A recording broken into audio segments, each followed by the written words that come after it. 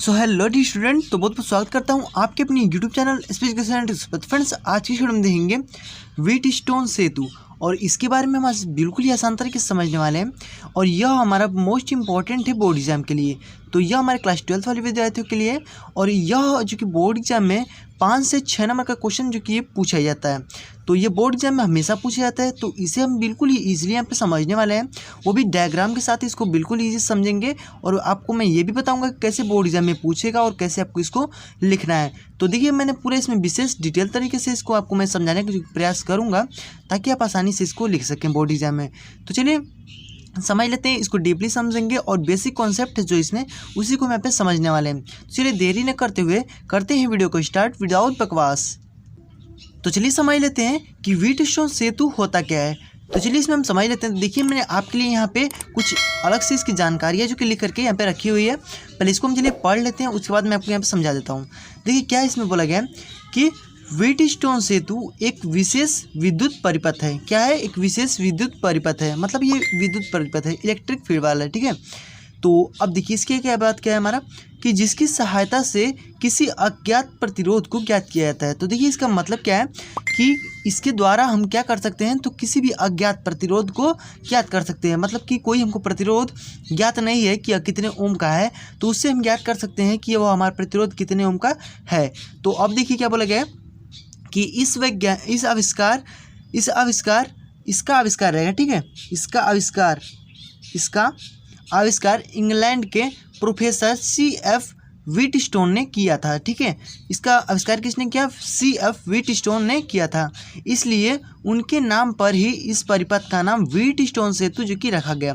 मतलब कि इनका नाम क्या है? C.F. व्हीटस्टोन के नाम पर ही इसका जो नाम है इनका, ठीक है, व्हीटस्टोन सेतु इसका नाम जो कि पड़ गया है। ठीक है, तो यही है, थोड़ा सा ये जानकारी था जो कि मैंने आपको बता दिया इसके बारे में। तो आप समझ गए होंगे कि इसका प्रयोग किस लिए किया जाता है। तो इसका प्रयोग किया जाता है किसी अज्ञात प्रतिरोध को ज्ञात करने के लिए। चलिए हम इसको आपको डायग्राम में समझा देते हैं आसान तरीके से।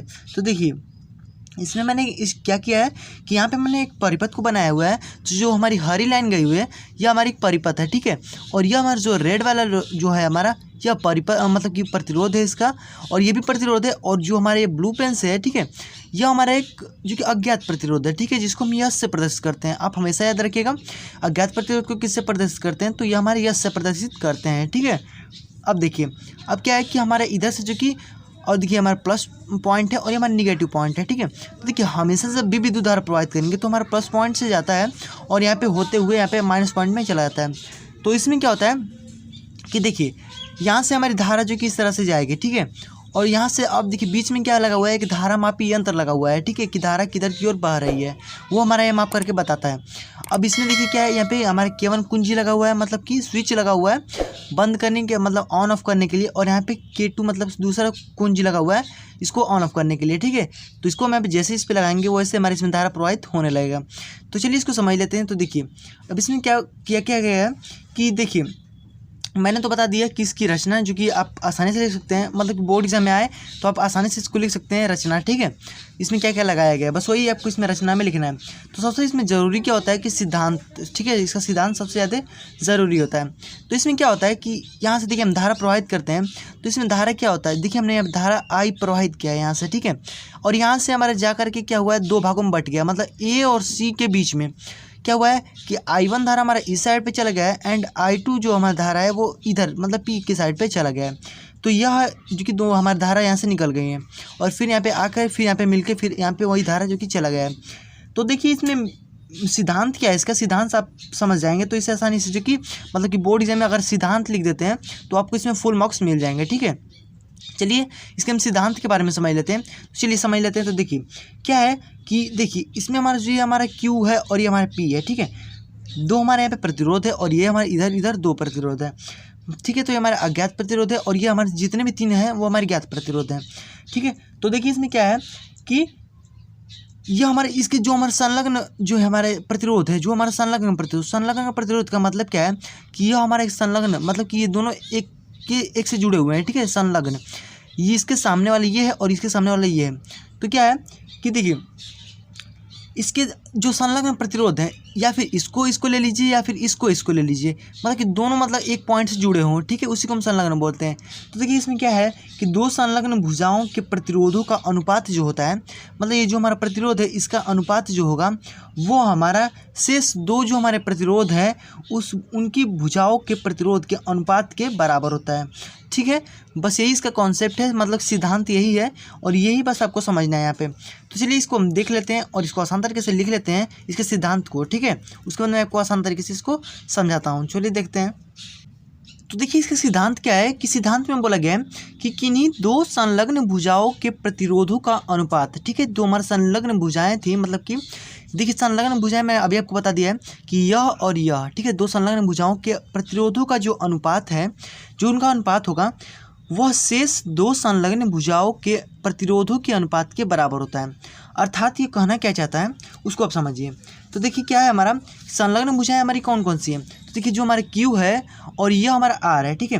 तो इसको हम लिख सकते हैं, मतलब कि संलग्न भुजाओं के अनुपात के बारे में बात किया गया है, ठीक है। तो अनुपात हमारा क्या हो जाएगा, तो हमारा होगा Q, ठीक है, और बटे में R, ठीक है। यही संलग्न भुजाओं का अनुपात होगा, मतलब कि Q अपन में R हो जाएगा, जो क्या है हमारा कि शेष दो संलग्न भुजाओं के अनुपात के, मतलब प्रतिरोधों के अनुपात के बराबर होगा।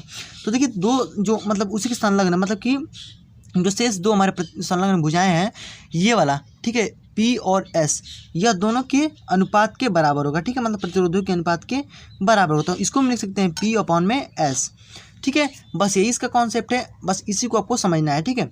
तो देखिए यह आपको हमेशा याद रखना है। देखिए आपको जो अगर इतना ही बोर्ड एग्जाम लिख देते हैं तो आपको इसमें फुल मार्क्स जो कि मिल जाएंगे, ठीक है। यह आपको इस तरह से जो कि इसको अंडरलाइन, मतलब कि आपको इसको घेर देना है ताकि जो एग्जामिनर हमारा कॉपी को चेक करे वो आसानी से इसको देख पाए और समझ पाए कि हाँ इस लड़के को पता है कि यह इसके बारे में, मतलब यूवी स्टोन से के बारे में आसानी से वो जान रहा है, ठीक है। ऐसे आपको लिखना है।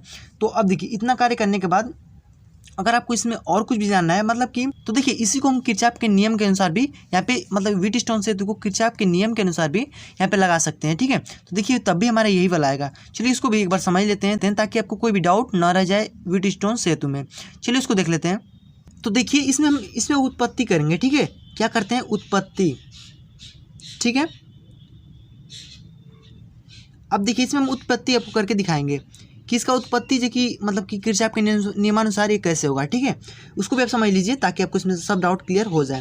तो देखिए इसमें करना क्या है आपको कि अब देखिए इसमें क्या है कि हमको देखना किस में है, तो उसको आप समझ लीजिए पहले। तो देखिए हमको देखना है इसमें जो हमारा ऊपर ये हमारा बना हुआ है परिपथ, ठीक है, इसमें हम देखेंगे। तो क्या है हमारा, सबसे पहले हम इसमें देख लेते हैं, मतलब कि किरचॉफ का नियम किस पे लागू होता है। तो हमारे एक चूँकि बंद परिपथ पे ही लागू होता है, तो यहाँ से जाएगा हमारा धारा इस तरह से एक परिपथ में आएगा और इससे फिर यहाँ पे मिल जाएगा। तो हम पहले इस वाले में देखेंगे तो क्या होगा हमारा AB, ठीक है, और AD के अनुदिश किरचॉफ का नियम लगाने पर, ठीक है, उसी को हम यहाँ पे लिखेंगे AB, ठीक है, तथा DA के अनुदिश किरचॉफ का नियम लगाने पर, ठीक है, किरचॉफ का नियम लगाने पर। अगर आपको किरचॉफ का नियम नहीं आता है तो मैंने इसका पहले से ऑलरेडी जो कि वीडियो बना के रखा हुआ है, ठीक है, और आप उससे आसानी से जाकर उसको समझ सकते हैं। किरचॉफ के हमारे दो नियम होते हैं और वो बहुत ही ज़्यादा इंपॉर्टेंट होते हैं, उससे भी हमारे बोर्ड एग्जाम में जो कि क्वेश्चन पूछे जाते हैं, ठीक है। तो मतलब किरचॉफ का नियम भी जो कि बोर्ड एग्जाम में पूछा जाता है और ये आपके 5 नंबर का जो कि क्वेश्चन जो कि पूछा जाता है, ठीक है। तो आप इसको देख लीजिएगा, लिंक डिस्क्रिप्शन में आपको इसका मिल जाएगा, ठीक है। तो जाइए उसको जरूर से देख लीजिएगा इस वीडियो को देखने के बाद। तो अब देखिए किरचॉफ का नियम क्या कहता है कि देखिए हम देख रहे हैं अनुदिश किरचॉफ का नियम लगाने पर। तो क्या है इसमें कि देखिए किरचॉफ का नियम कैसे लागू होता है। तो देखिए जब हम किरचॉफ का नियम देखेंगे तो मान लीजिए हमने यहाँ से चला, ठीक है, यहाँ से हम चले हैं, तो यहाँ से चलेंगे तो देखिए हमारा क्या है, I धारा प्रवाहित हो रहा है, इसका मतलब कि I ये है हमारा और प्रतिरोध क्या है हमारा Q है, ठीक है। तो क्या होता है इसमें अगर वोल्टेज देखा जाए तो V बराबर क्या होता है I इंटू R। तो मतलब कि I तो हमारी ये I1 हो गया और R के स्थान पे क्या हमारा Q है, मतलब कि Q को हमने प्रतिरोध माना है, ठीक है। तो V इक्वल टू अगर लिखेंगे, मतलब देखिए देखा क्या जाता है इसमें, वोल्टेज को देखा जाता है, विभव को देखा जाता है, ठीक है, परिपथ में विभव देखा जाता है। तो वही हम यहाँ पे देखेंगे, तो यहाँ पे लिखेंगे क्योंकि हमारा होता है V बराबर I इंटू R, तो यहाँ पे लिखे I1 और इंटू Q, ठीक है। तो हमारा हो जाएगा ना V बराबर I हमारा धारा हो जाएगा और Q हमारा क्या हो जाएगा R हो जाएगा। और यहाँ पे फिर हम जब जाएंगे आगे तो देखिए यहाँ से जब हम आगे की ओर जाते हैं तो यहाँ से जब इसमें घूम जाएंगे यहाँ पे, क्योंकि हम इसी में देख रहे हैं, तो इधर घूम जाएंगे तो इसमें आएंगे और भी कहीं दिखाई नहीं दे रहा है, तो या हमारा मान कुंजी मान लीजिए सटा हुआ है इसमें, ऐसे आ गया और फिर यहाँ पे जब आएंगे तो देखिए हम क्या है, धारा की जो कि विपरीत जा रहे हैं, ठीक है। ये जो हमारा धारा है वो इधर की ओर बह रहा है और ये हम धारा के विपरीत इधर की ओर जा रहे हैं, तो क्या होता है, इसको हम माइनस में लिखते हैं, ठीक है। जब भी हम धारा के विपरीत जाएंगे तो जो कि मान घटता है, मतलब कि इसको माइनस में लिखेंगे, तो क्या हो जाएगा हमारा, ये हमारा I2 धारा है इस साइड में और यहाँ पे हमारे P प्रतिरोध है, तो क्या लिखेंगे -I2 और इंटू P, -I2 और इंटू में P इक्वल टू क्या हो जाएगा हमारा 0, ठीक है। ये हमारा जो कि नियम है किरचॉफ का, ठीक है। तो इस प्रकार से जो कि किरचॉफ के नियम को फॉलो करते हैं। तो इसमें अब हम इसको देखिए क्या करेंगे कि जो माइनस वाला पार्ट इसको इधर भेज देंगे, तो क्या हो जाएगा हमारा I1 हो जाएगा और Q और यहाँ पे इक्वल टू में क्या हो जाएगा I2 और यहाँ पे P। तो देखिए क्या हो गया हमारा, इसको हम फर्स्ट मान लेते हैं, ठीक है, फर्स्ट समीकरण मान लेते हैं। देखिए बहुत ही ईजी है, आप भी ऐसे कर सकते हैं। अब क्या है कि अब हम देखेंगे, अब क्या है हमारा, इसमें देखिए BC और DC में, ठीक है, BC और DC में। अब देखिए इसमें हम देखेंगे तो BC और DC, ठीक है, के अनुदिश, ठीक है, के अनुदिश किरचॉफ का नियम लगाने पर, ठीक है। अब BC और DC का है अनुदिश किरचॉफ का नियम लगाने पर, तो देखिए इसमें जब लगाएंगे तो क्या है हमारा BC का अनुदिश अगर देखें तो यहाँ से मान लीजिए हम या स्टार्ट किए चलना और यहाँ पे जब चलेंगे तो हमारा जो कि प्रतिरोध क्या है R है और यहाँ पे I है, तो क्या हो जाएगा I इंटू मतलब प्रतिरोध जगह मतलब कि धारा और प्रतिरोध का गुणनफल ही वोल्टेज के बराबर होता है। तो यहाँ पे I1 और R, ठीक है, I1 और R, यहाँ पे लिखेंगे I1 और R और फिर क्या हो जाएगा हमारा, तो अब देखिए अब इस वाले हम परिपथ में देख रहे हैं, मतलब इसमें इस बंद परिपथ में देख रहे हैं, तो B तक मतलब कि यहाँ से घूम के जाएंगे यहाँ से और B तक चले जाएंगे। तो अब इसमें जब देखेंगे तो इधर धारा के विपरीत में आएंगे, ठीक है, धारा के जब विपरीत में आएंगे तो क्या हो जाएगा, माइनस में हमारा मान हो जाएगा, मतलब मान जो घटेगा। तो ये हमारा I2 है और हमारी यस है मतलब अज्ञात प्रतिरोध, तो ये हमारा ये भी प्रतिरोध ही है, मतलब किरचॉफ के नियम के अनुसार इसको हम देख रहे हैं। तो ये हमारा I2 हो जाएगा मतलब कि -I2 और इंटू में यस, ठीक है, तो हमारा यहाँ पे हो जाएगा तो -I2 और इंटू में S इक्वल टू 0। तो अब इसको जब निकालेंगे तो क्या हो जाएगा I1 R और बराबर में हो जाएगा I2 S, मतलब कि इसको हमने इधर भेज दिया। तो देखिए इसमें क्या आ रहा है हमारा कि अब अगर इसको मान को रखते हैं, मतलब कि दोनों जो हमारा फर्स्ट समीकरण है, देखिए जो हमारा फर्स्ट समीकरण और जो हमारा सेकेंड समीकरण है, ठीक है, दोनों क्या करेंगे अपने आप भाग कर देंगे, ठीक है, क्या करेंगे भाग कर देंगे। तो देखिए हमारे क्या आएगा, तो देखिए जब इसको करेंगे तो देखिए क्या हो जाएगा हमारा I1 Q अपॉन में लिखेंगे I1 R, ठीक है, मतलब ये बटे में ये और ये बटे में ये, मतलब इक्वल टू लगा के इक्वल टू I2 और P अपॉन में I2 और S। देखिए बात क्या है हमारा, ये हमारा जो है और ये है, ये बटे में ये और ये बटे में ये, ठीक है, हमने वही यहाँ पे किया हुआ है, देखिए आप समझ सकते हैं। तो देखिए इसमें हमारे क्या मान आ रहा है, आप आसानी से समझ सकते हैं। देखिए अगर इसके अनुसार हम देख रहे हैं तो भी हमारे क्या है, ये हमारा I से I यहाँ पे कैंसिल हो जाएगा और यहाँ पे I2 से I मतलब कि I2 कैंसिल हो जाएगा, तो क्या हमारा बचे Q अपॉन में R बचेगा और इक्वल टू में P अपॉन में S। तो यहाँ पे हमारा मान क्या आया, वो भी हमारा मान जो कि वही आया जो कि मैंने आपको ऊपर बताया है, ठीक है, ये हमारे किरचॉफ के नियमानुसार था और आपको मैंने डायरेक्ट बताया, ठीक है। तो इसको आप समझते रहिए ताकि आपको मान लीजिए अगर इतना भी अगर आ जाए मान लीजिए 5 नंबर में, तो आप यहाँ पे लिख सकते हैं, मतलब आप इतना भी अगर छोड़ देंगे यहाँ तक लिख करके तो भी आपका कोई भी नंबर काट नहीं सकता, ठीक है। तो अब आप समझ रहे होंगे कि कैसे कैसे इसमें जो कि मान को मतलब ज्ञात किया जाता है, ठीक है। और इसमें क्या होता है कि अज्ञात प्रतिरोध को ज्ञात करने के लिए फार्मूला आप आसानी से इसमें निकाल सकते हैं। कैसे निकलेगा, तो देखिए यस क्या है, यस को इधर भेज दीजिए, ठीक है, तो अगर यस को इधर भेजेंगे और आर को इधर भेज दीजिए और क्यू को नीचे कर दीजिए, तो क्या हो जाएगा हमारा, अगर यस को ज्ञात करना हो तो एस इक्वल टू पी और आर हो जाएगा और अपॉन में क्यू, ये हमारा जो कि फार्मूला बन के एक निकल जाएगा, ठीक है। तो इससे हम अज्ञात प्रतिरोध को ज्ञात कर सकते हैं, ठीक है। तो ये भी हमारे इसमें बहुत सारे फार्मूला आप निकाल सकते हैं। तो इसको अगर आप ऐसे भी लिख सकते हैं या फिर अब देखिए जैसे मैंने आपको बताया यहाँ पे कि यह दोनों संलग्न भुजाएं ही हैं, मतलब कि इसको ये बटे में ये कर सकते हैं या फिर ये बटे में ये कर सकते हैं, ठीक है, कोई भी दिक्कत नहीं है। मतलब कि Q अपन में R बराबर P अपन में S भी लिख सकते हैं या फिर Q अपन में P बराबर R अपन में S लिख सकते हैं, मतलब कोई भी डिफरेंस नहीं है।